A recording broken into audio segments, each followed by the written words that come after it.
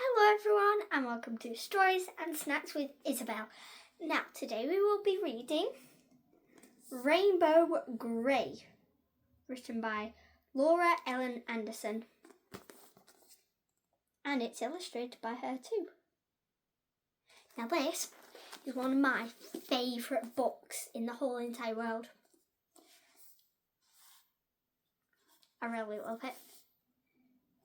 So let's read. Oh, you've got a little picture.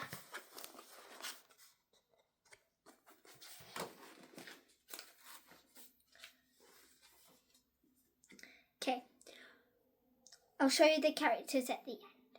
Ray Grey, born with no weather magic, never gets up, wants to be an Earth explorer just like Lablaze Delight. So that's Ray Grey. Snowdon Everfreeze, the cleverest snow weatherling in Sky Academy. Never goes anywhere without his anthology of snowflakes. Loves a drizzle pickle sandwich.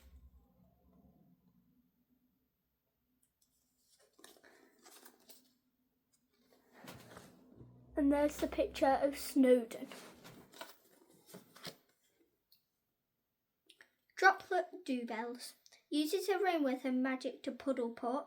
Never does her homework, will splosh anyone who's mean to her friends. And that's Droplet. Droplet's my favourite character in this. Nim was adopted by Ray since he couldn't be a proper cloud. Often explodes without warning. Loves Ray with all his fluffy heart. So there's Nim.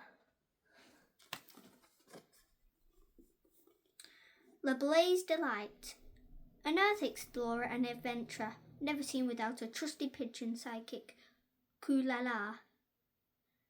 Possesses the rarest sun weather magic. So that's Lablaze Delight.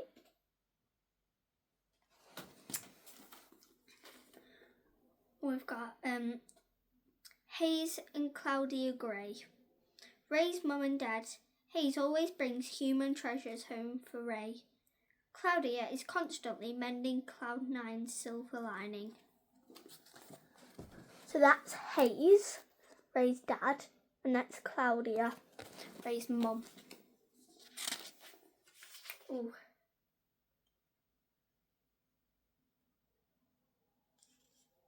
We've got a picture of the city of Celestia and all like the places where they live. So there's the island, and that's city of Celestia, the weather island. Okay, let's read. Chapter 1. Not one smidge. Every cloud really does have a silver lining. And if you lived on Cloud9 like Ray Grey, the silver lining was always getting tangled or ending up in a twist. Mostly because Ray and her cloud cat, Nim, kept getting caught in it. Ray sighed as she dangled from the silvery threads like a puppet. I'm going to be late for Sky Academy again. Once Nim had chewed his way through the silver thread, the 10-year-old weatherling with odd-coloured eyes, one purple and one blue, finally broke free.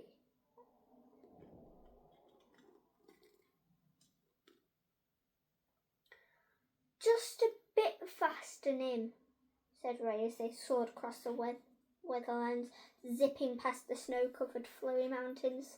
Then we can grab our morning cake from the Rising Bun Bakery. And there's the picture of Ray riding Nim on the way to school.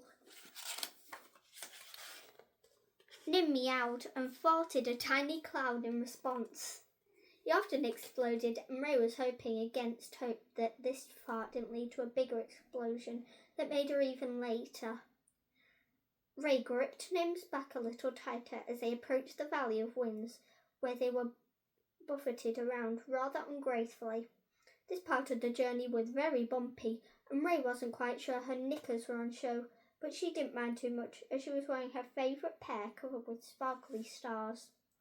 Finally, the wind died down and the hills opened up to reveal the city of Celestia. Odd-shaped houses, a mishmash of quirky shops, and higgledy-piggledy streets wound their way around the forest of Fahrenheit. In the centre of the forest, stood the pointiest and shiniest building, the Sun Cathedral, where the mighty Sunkeepers powered the big glowing sunflower in the sky and gave the earth its light. Ray breathed in the scent of freshly baked treats and sweet snowdrop syrup coming from the rising Bun Bakery below, wondered if she just had enough time to grab a tasty treat. The Sky Academy wind chime hadn't jingled yet after all, and she could never resist a lightning scone with a big dollop of skyberry jam on top. Ray guided Nim downwards. Just when she thought that their landing was going to be smooth for once, Nim exploded a few metres from the ground, sending Ray roly-polying straight through the bakery entrance.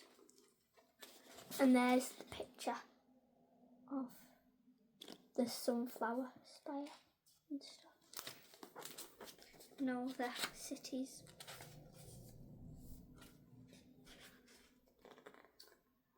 Ah, Ray, my favourite little customer.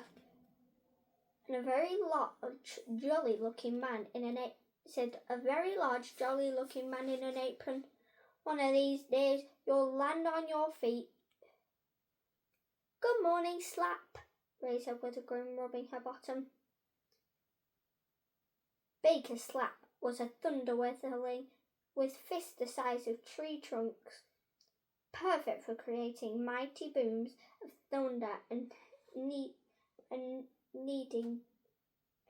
dough. That just means like punching dough and stuff to make it flat. Ray clambered to her feet and skipped over to the counter. It was full to the brim with beautifully decorated cakes and pretty pastries that crackled and oozed and bubbled. She stroked Nim as the cloud cat drifted over to join her. He'd recovered from his explosion, but now his eyes were just stuck to his bottom. Any sign of that magic yet, little one? Asked Baker Slap with a wink. He asked Ray the same question every day, and every time the answer was, nope, not one single smidge. Ray Gray wasn't like all the other weatherlings. While they all had a form of powerful weather magic, sun, snow, rain, wind, cloud and thunder and lightning, Ray didn't have any. In fact, there hadn't been weather magic on her mother's side of the family for generations. Ray thought that maybe, just maybe, she'd wake up one morning and miraculously a little hint of weather magic might appear. There's the picture of Ray with Nim, and look, his eyes is stuck to his bottom and everything else is on his head, and that's Slap, the bakery person. I'm not sure who she is. We might find out in a minute, I think.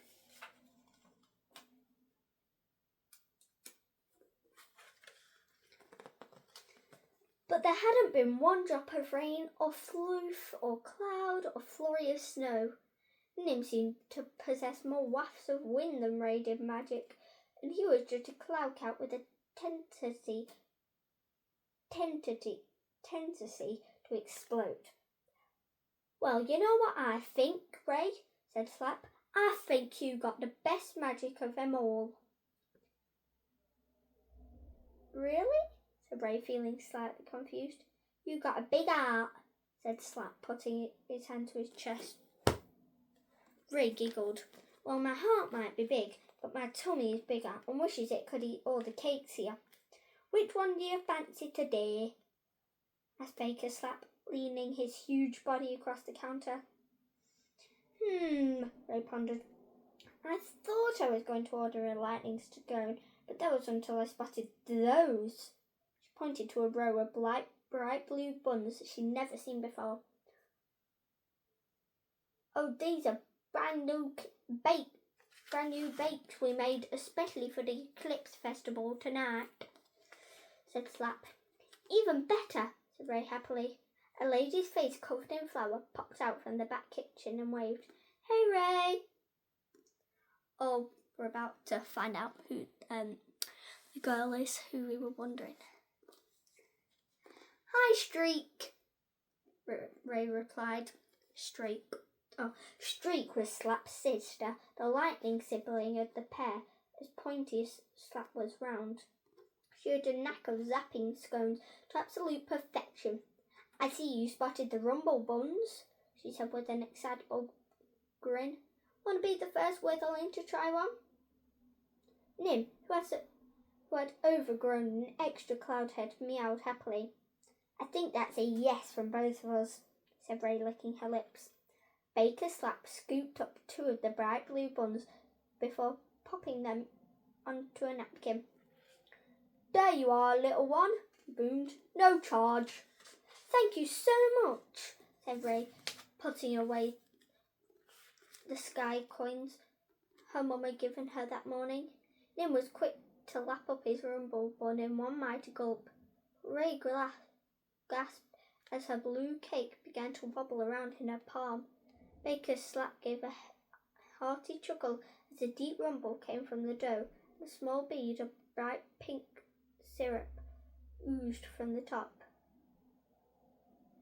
You didn't think it was called a rumble bun for nothing, did ya? He said. Best eat it up before it erupts. They bit into a rumble bun quickly, savouring the syrup skyberry sweetness and the sour snowdrop. This is delicious, she said through a mouthful. Ding-a-ling-ling-a-ling-a-ling. That's the first school warning chime. I better dash, said Ray quickly, gobbling down the rest of her rumble bun. Nim expanded until it was roughly the size of a large bed, and Ray hopped onto his back. See ya at the Eclipse Festival tonight. See you at the Eclipse Festival tonight, Baker Slap as he waved goodbye. You bet, called Ray. I can't wait. It'll be our first eclipse. But little did Ray know that her first eclipse would change her life forever. And that is the end of that chapter. Why can't I split this page? There we go. Chapter 2 is called Snowdon Everface.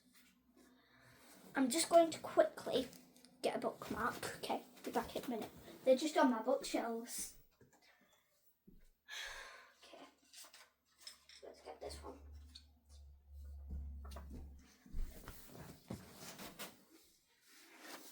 A nice one with a dragon. Let's leave that there. So, if you want to hear more fun stories and chapter 2 of Rainbow Grey, come to my website. Okay, bye. Have a good rest of your day.